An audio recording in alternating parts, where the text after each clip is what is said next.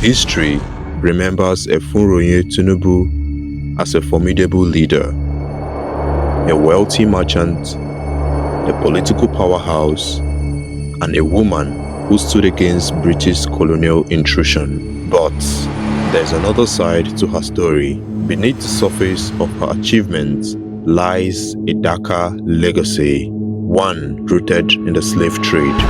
This is the untold story of Efunroye Tinubu.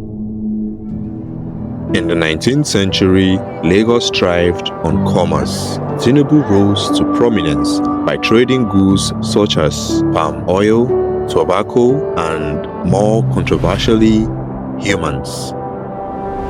Long before the British banned slavery, she built power and wealth by participating in a transatlantic and regional slave trade. She built a thriving business empire by trading slaves for salt and tobacco with the white men.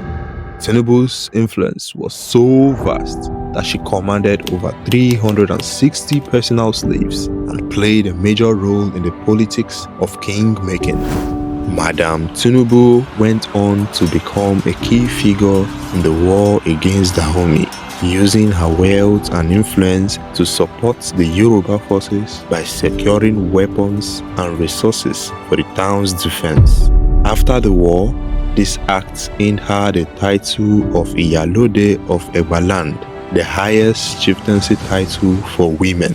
But her ambition didn't stop there. With her newfound authority, she expanded her wealth by monopolizing the palm oil trade across Lagos and selling weapons acquired from the white allies during the Yoruba War. However, not everything went according to plan.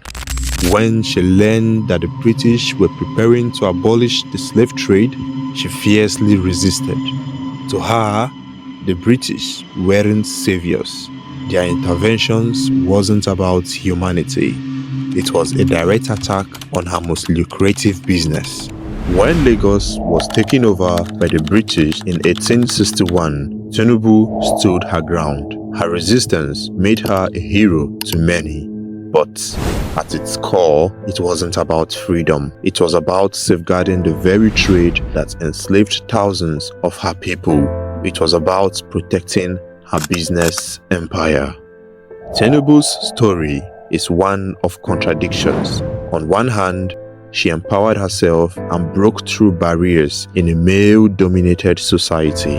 On the other, her success came at a terrible cost, fueled by the exploitation and suffering of the very people she called her own.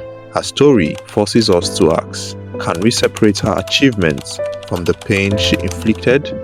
Today, Tinubu's name is immortalized in Lagos, with monuments and markets bearing her name. Yet, her legacy is a complex one, a reminder that even those we admire are not without flaws. So how do you judge figures like Tinubu? Heroes, villains, or something in between? History rarely gives us simple answers.